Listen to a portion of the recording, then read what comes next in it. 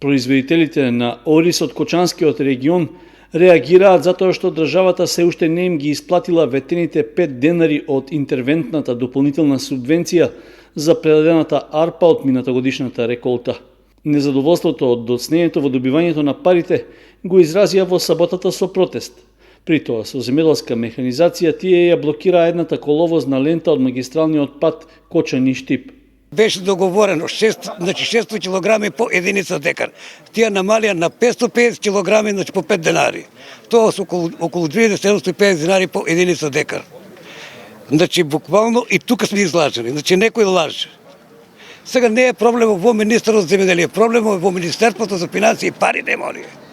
Заев како знае, бидејќи и министер и премиер, како знае парите на земјоделците да бидат исплатени во колку за 4 дена. Немаме никаков подговор, не почнат да исплатуват, овие избори ќе бидат радикализирани. Владата што не го има обеќано да не го исполни.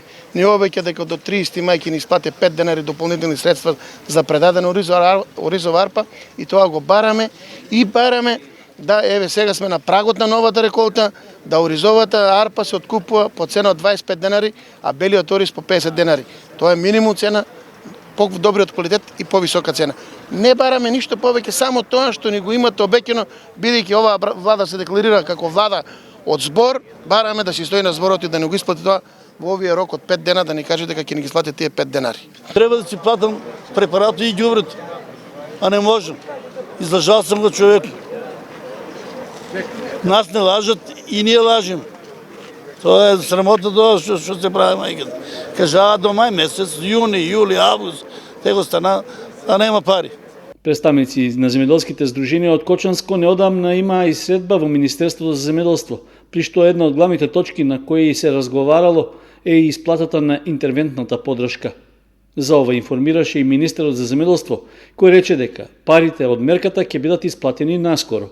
Ќе им бидат исплатени и тоа им го рековме дека очекуваме со ребалансот ќе бидат покриени, трошоците и се планирани за оризопроизводителите, интервентната, за лозарите, за млеко, така да идејата ни е да веќе расчистиме со оние заостанати обврски кои што ги имаме превземено со години, за да може да дојдеме во една состојба да редовно, без задршка, се исплаќаат субвенциите према земјоделците.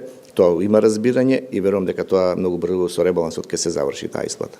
Сепак, се уште нема официјална најава кога ќе биде донесен ребалансот на буџетот на државата со оглед на годишниот одмор во парламентот. Меѓутоа, на состанокот во Министерството во Скопје, представници на оризопроизводните здруженија од Кочанско били информирани дека тоа ќе биде во почетокот на наредниот месец, а исплатата би се реализирала до средината на септември.